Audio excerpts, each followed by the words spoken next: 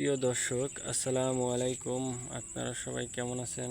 আশা করছি সবাই অনেক ভালো আছেন। এই যে বন্ধুরা দেখতে পাচ্ছেন, বন্ধুরা আমাদের গ্রামের কৃষকরা কিভাবে বাড়ির আশেপাশে এই পাট শাকগুলো চাষ করে থাকে। বন্ধুরা, এই পাট শাকের মধ্যে রয়েছে প্রচুর ভিটামিন। বন্ধুরা, আমি আপনাদেরকে পাট শাকগুলো দেখাচ্ছি। বন্ধুরা, এই যে পাট শাকের শিকড় দেখতে পাচ্ছেন, এই পাট শাকের শিকড়গুলো আপনাদেরকে পরিষ্কার করে নিতে হবে।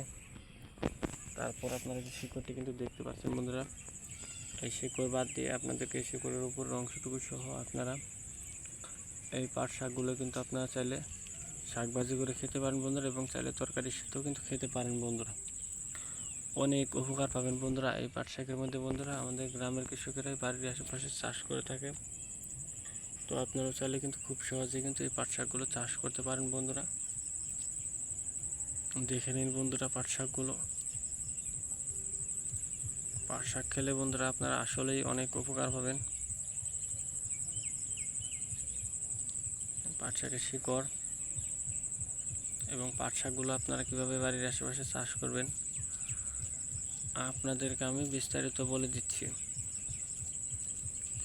প্রথমে আপনাদেরকে এই পাট শাকের বীজগুলো আপনাদেরকে আনার পর জমিতে লাঙ্গল অথবা ট্রাক্টর দিয়ে চাষ করে নিতে হবে, এবং তারপর আপনারা এই জমিতে